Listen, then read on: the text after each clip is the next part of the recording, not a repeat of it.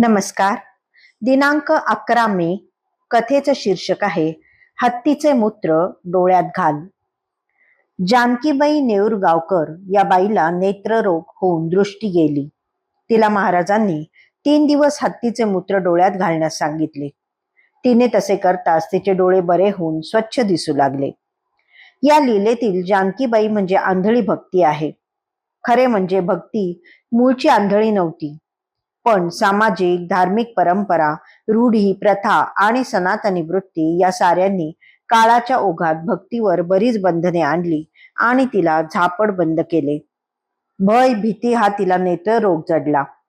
कर्मठपणाचे पडळ डोळ्यावर असल्याने तिला स्वच्छ असे काही दिसेना. धाडस बंडखोरपणाची तिरीपही तिला सहन होत नव्हती. विनवण्या मिनतवाऱ्या करूनही तिची दृष्टी सुधारण्याकडे कोणीच लक्ष देत नव्हते. असहायपणे भक्ती समाजात वावरत होती.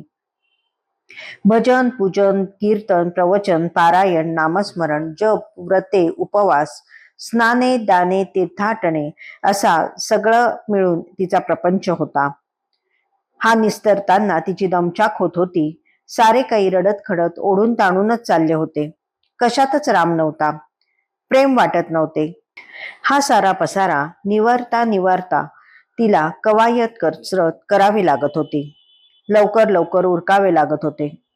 शेवटी सहनशक्तीलाही अंत असतोच. निर्धाराने भक्ती सद्गुरूंकडे आली. मनोमन वंदन नमन करून बाजूला उभी राहिली.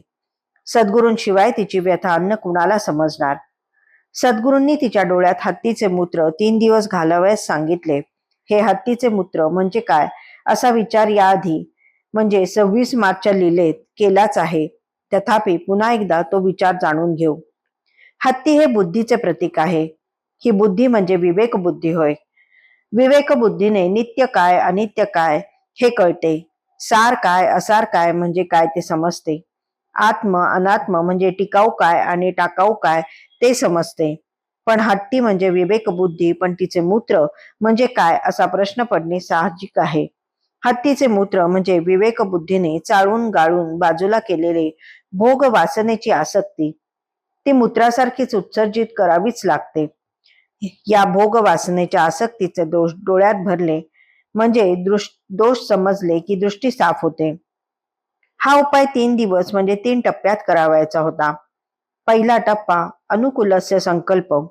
सद्गुरूंचे स्मरण करून परमार्थाची वाटचाल अनुकूल हो असा संकल्प आणि निश्चय प्रथम करावयाचा असतो. कारण ही वाट खडतर आहे. ही वाट चालताना अनेक संकटे, विघ्ने, अडचणी, त्रास, विकल्प येतात. ते भोगण्याची मानसिक तयारी करावी लागते.